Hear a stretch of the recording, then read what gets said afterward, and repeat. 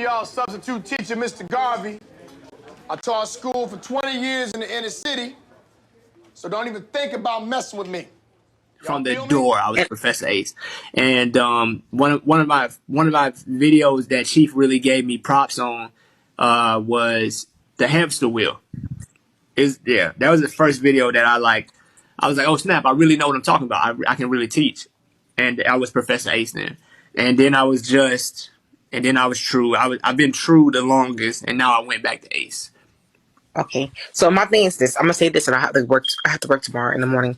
Okay. I want to say. Hold on real quick, boss, because I want to bring this to people's awareness on something that you just did that's happening in their reality, and you have to be this sharp and this strict with your reality. You said that I have to go to work tomorrow. So everybody that heard that said that to themselves. So right now in this moment, we're going to combat that demon with knowledge of self and say that you don't have to go to work tomorrow, but you're choosing to go to work tomorrow because you don't know any other way to sustain yourself other than working for the system and getting money so that you can take that money and so my thing is, okay, so Ace, I'll be on your team. You want to take care of me? Say what now? I said I'll be on your team. Are you going to give me liability to be on your team?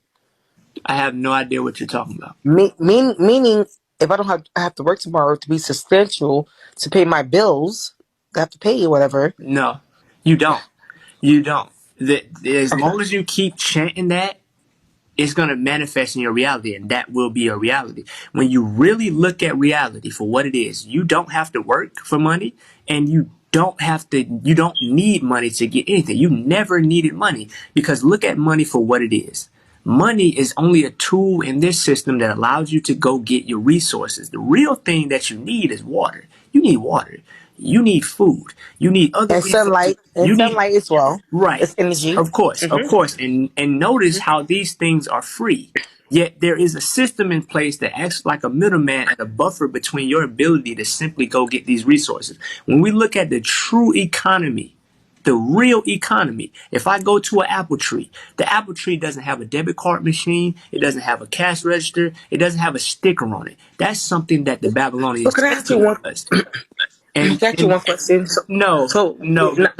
Because you're acting as a distraction between me trying to actually say something that's relevant. If you have something to say, you can go to your page and you can go uninterrupted. But I promise you will not be able to do that over here because I'm practicing my craft real time right now. I'm very serious about being a speaker, and I'm trying to land a point to the people that actually care. Everybody else that has an opinion, you don't really matter. I know somebody's watching this video right now that really, really wants to digest what I'm saying, and I will not take this away from them trying to entertain you and your personal opinions about me, because I don't care. What I'm trying to get people to understand is that when you go to a tree, whether it be an apple tree, a soursop tree, or avocado tree, there's no sticker there. There's no debit card machine. There's no worker. There's no cash register. You go up to that tree. It's there. It's available. It's for you. You take it. You eat it. You process it. And what you owe back to that tree is actually not $3.99. You don't owe the tree $3.99 because the tree can't do nothing with $3.99. But what the tree can do something with is the pot or the soil or the fecal matter that is processed in your body and excreted back onto the earth. The tree needs that, but we live in a system that interrupts that natural economy and that natural exchange and takes our pot and takes our cup and flushes it down a plumbing system where it's utilized. Wondering if you could actually use astronaut poop to help you grow potatoes on Mars. The answer is yes. You can also use astronaut poop to grow things back on Earth, or just any person. And while that might sound a little gross, we humans have been using our own feces for fertilizer for thousands of years. And we are still doing it through what are called biosolids. Their safety remains, so researchers are still studying how best to recycle our poop. The danger with feces, be it cow or chicken or human, is that they can contain some nasty pathogens. That's because many microbes and parasites have evolved to spend their lives in other critters' guts and move between hosts via the fecal-oral route, which is, I don't need to explain that, right? If nothing is done to kill those off, then they could end up on any crops that use manure for nourishment. And that is a real good way to start an E. coli or salmonella outbreak. So if you want to safely use human poop as fertilizer, you first have to make sure that disease-causing bacteria and parasites... That natural economy and that natural exchange and takes our pot and takes our cup and flushes it down a plumbing system where it's utilized. In the U.S. leave biosolids production to sewage treatment plants. Commercial biosolids produced from wastewater are regulated by the EPA. Anything derived from human waste that's destined to be fertilizer must have a virtual absence of pathogens according to the agency's standards. So these biosolids tend to undergo both biological treatments similar to composting and sterilization procedures, though there are several different methods used. A 2017 study estimated that publicly owned sewage treatment centers produce around 7.2 million tons of biosolids. We don't need money. We just need morals and principles that will allow us to actually share with each other. I only take what I need. I don't live in excess. Why is there one human being with a 13-bedroom home and 7 bathrooms and 400 acres? Why does one person have that ability to take that much of the resources? That doesn't make any sense. It doesn't make any sense. We're interrupting the flow of the cosmic exchange by implementing money. We don't need money. We just need morals and principles that will allow us to actually share with each other, where somebody can go without.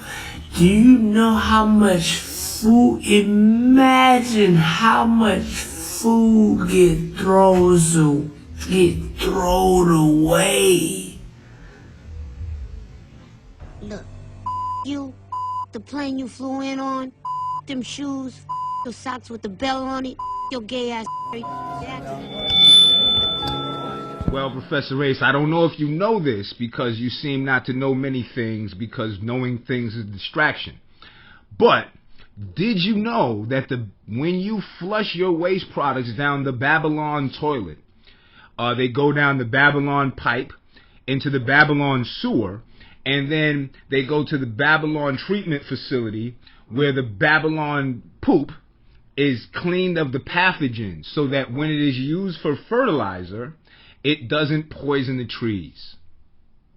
And, you know, that whole thing about dumpster diving and going to find what other people want and living in a commune type situation, you know, what that communicates is some elevated form of homelessness. And anyone homeless will tell you that being homeless, aside from being a homeless cult member, is hard work. You have to know how to do things to provide. And that's why we came up with society, so that people didn't have to just roam around reinventing the wheel all over the place. There could be dumpsters where people who didn't have the resources could find food. But without that system in place, Babylon, you wouldn't even be able to survive. You're living off of Babylon's system in an Airbnb that's not paid for, at least for the next few days. You've gotten PPP loans and SBA loans from your leader. And for what? You were supposed to be able to go off in the tropics and poop on trees and make food, but that didn't work for you, did it? Because when you poop on trees and you don't know how to compost the poop or how to treat the poop to get the pathogens out, you end up making the trees and the environment and yourself even more sicker. This is why it's so hilarious to have you all back here in Babylon trying to talk that back to nature shit. You all are full of shit. Your daddy, cult leader, master, God, or whatever you like to call him, was equally full of shit. And he's probably better than you all because he was at least crazy.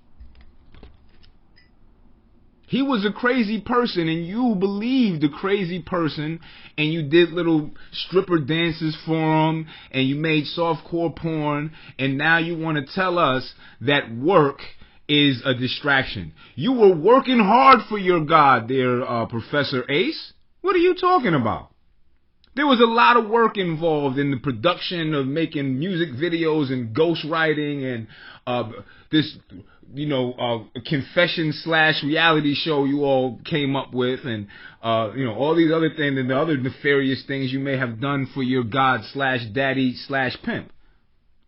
So, for you to come back to Babylon telling people in Babylon that having a job is less productive than knowing astrology, well, we all know. It's time for me to write a new song. home, it's just that easy, just watching TV. Hey, look at that, it's Fred and the Flintstones. That's a song now, I've got a song now. Yabba dabba doo, yabba dabba doo, yabba dabba doo, yabba dabba doo. Before I go to bed,